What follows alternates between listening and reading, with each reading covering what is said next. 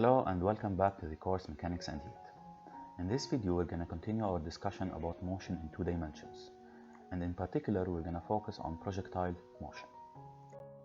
What is a projectile? A projectile is an object that we launch in the air with some initial velocity in any direction. Now after the object is launched and it's in the air, it's only under the influence of gravity. So the only force acting on the object is its own weight. Thus, the acceleration of the object is equal to the gravitational field of the Earth. So A vector is equal to G vector. And A is directed vertical downward. This means it's always pointing downward toward the center of the Earth. Like any motion problem, in order to study the motion of this object, we need to choose our coordinate system. So the logical choice of the coordinate system usually is to choose the y-axis vertical, either upward or downward, and then the x-axis horizontal in the direction of the horizontal component of the initial velocity.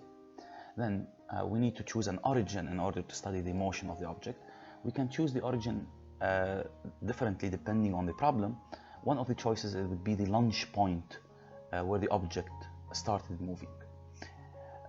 Now if we choose the y-axis vertical upward, then we can write the acceleration vector as two components, ax equal to 0 and ay is equal to minus g. So the y component becomes negative because the positive y-axis is upward and the acceleration is downward. Of course, the choice of the y-axis is a choice. However, the acceleration, because it comes from Earth, it is pointing toward the center of the Earth. It cannot be different. So it's not that if I choose the axis upward and I leave an object in the air, it's going to move upward. The object is always going to fall downward, so the acceleration is always downward. However, calling it positive or negative, that's my choice in the problem, and most commonly we choose the positive direction upward, thus the acceleration is going to be negative, so ay is going to be minus g. Now, as we said, the projectile object differs from a free fall motion by giving it an initial velocity. So the initial velocity, v0 vector, it's a vector, it has a direction in space, and we can divide it into components depending on the choice of our axes. So if we stick with our choices of the axes and we choose the x-axis horizontal and we choose the y-axis vertical upward, then I can write the components of v0 as v0x and v0y. Now, if the initial velocity makes an angle theta 0 with the horizontal, then v0x is v0 cosine theta 0 and v0y is v0 sine theta. So we just project the v0 on the x-axis and on the y-axis.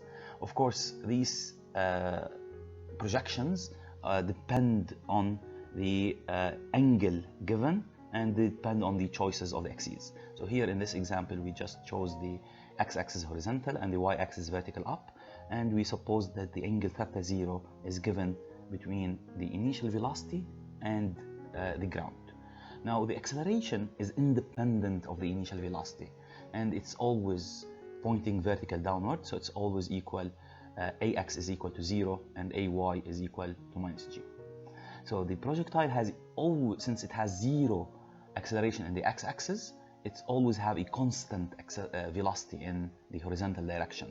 So vx is going to be constant because there is no acceleration on the x-axis, but it has acceleration, constant acceleration on the y-axis. Okay, as we said, the projectile has a constant velocity in the x direction and the constant acceleration in the y direction.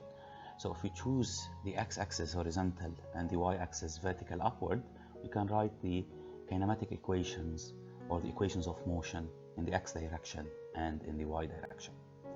If we look at an example where an object starts from the ground and goes up with initial velocity that has a certain angle with the x-axis, the object is gonna move until it reaches a maximum height.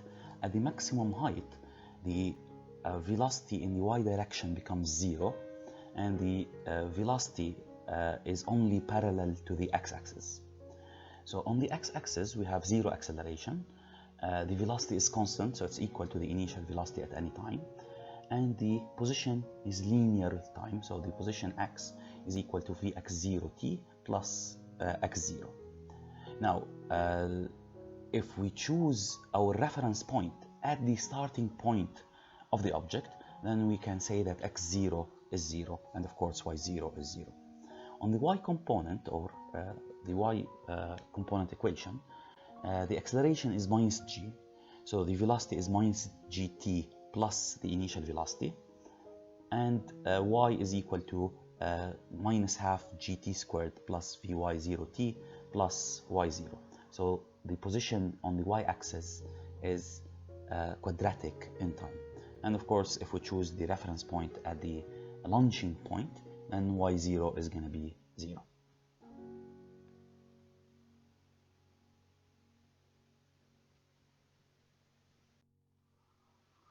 Okay, let's look at an example and see how we can solve a projectile motion problem.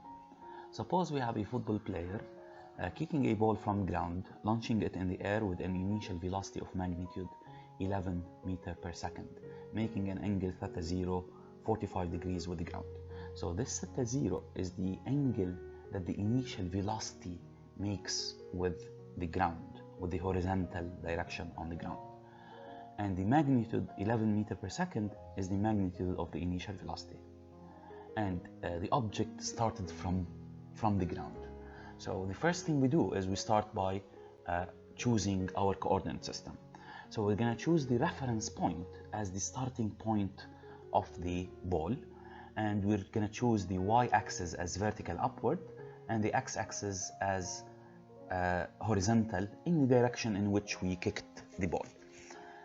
Now then we look at the initial velocity of the object. So the initial velocity of the object, we have v0.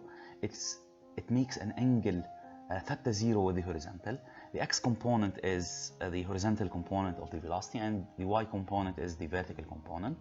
So we have the angle with the horizontal axis. So we write vx0 is v0 cosine theta 0, and vy0 is equal to v0 sine theta 0. Now we can write the equations of motion of the ball. Since we are looking at the maximum height that the ball reaches, so we want to see how high the ball goes in the air. So we only need to write the equations of motion in the y-axis, where we have constant acceleration.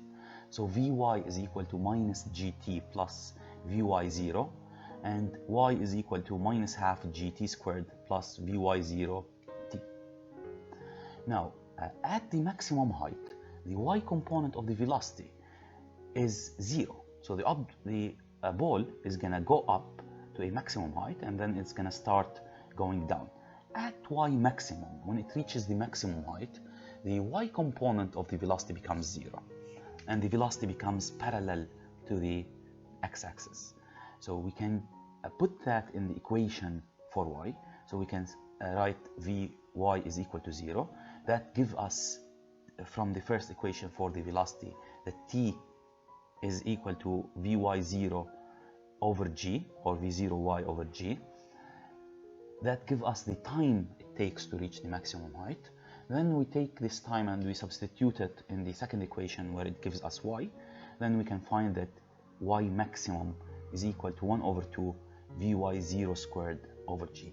So the maximum height depends on how fast we kick it from the ground in the vertical direction. So that's why it depends on the vy0 squared, right? So the faster we kick it, the higher it's going to reach. And it's inversely proportional to the strength of gravity. So we expect if we have a planet with a stronger gravity, then it's not going to reach that high. And if we have a planet or a moon, for example, if we're doing this experiment on the moon, where the gravity is smaller, we expect the ball to reach much higher. That's why on the moon, when you see people walking in the moon, they jump very high, because basically gravity is small. Now, in order to check if our answer makes sense, we can check the units if they match. So we substitute the unit of v and the unit of g, and they should give us a unit of distance, which is meter. So if we're working with standard units, the standard unit of the velocity, the initial velocity, is meter per second, and the g, it's an acceleration, so its unit is meter per second squared. On Earth, g is 9.8 meter per second squared. When we put those together, they should give us a unit of meter.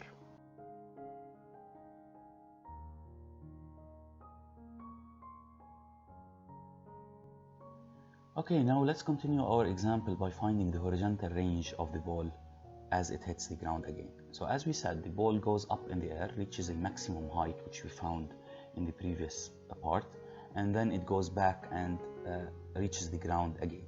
The distance that it covers horizontally is the displacement, or the displacement on the x-axis is the range, the horizontal range of the ball. So delta x is equal to x final minus x initial, or x0. Here in this example, as we said, we chose the reference point as the starting point of the ball. So x0 is 0 and y0 is 0. So delta x is the same as x. So we still need our initial velocity, because everything that happens in the projectile motion depends on the initial velocity of the ball. So we have the x component of the initial velocity, which is v0 cosine theta 0, and the y component, which is v0 sine theta 0. Now we can write the equation of motion on the y-axis and the equation of motion on the x-axis. The position on the y-axis is quadratic in time, and the position on the x-axis is linear in time. So when the ball hits the ground again, the y component, y is 0 again, so it goes back to its initial position. So y final is equal to y0 equal to 0. If we substitute that back in the equation for y, we get a quadratic equation in time, so we can take t as common, and for a quadratic equation, mathematically we should get two possible solutions. So the first solution is the obvious solution, which is t equal to 0. This gives us the position at the initial position, where the ball didn't leave the ground yet. That's obvious. At when time t equal to 0, when we started our experiment, we started it at t equal to 0, and the ball was on the ground. So we should expect this solution. But this is not the solution we were looking for. We were looking at when it hits the ground again, after it went up and down again. So we're looking for positive time. So we find t equal, we put the minus 0.5 gt plus vy0 equal to 0. So we get t equal to 2vy0 over g. Now if we just examine this time before we find the range, it is double the time that we found in part 1, where was the time to reach the maximum height. So the time to reach the maximum height was vy0 over g. Here the time is 2 vy0 over g. So it takes the same amount of time to go up as it takes to go down. Now if we take this time and replace it in delta x, or in x, we find the range of the ball, and we got 2 vy0 vx0 over g. So let's examine if this answer makes sense. The distance that it covers, or it flies in the air, depend on its initial velocity on the x-axis. The faster it was moving on the x-axis, the further it's gonna go before it hits the ground again.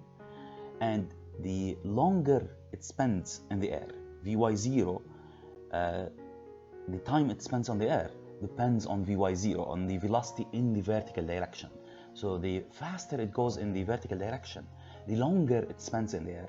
So it has more time to go forward in the x direction, and the larger is the range. And of course it has to be inversely proportional to gravity, because the stronger gravity is, it doesn't affect on the x, but it affects actually on t, the time it spends on the air.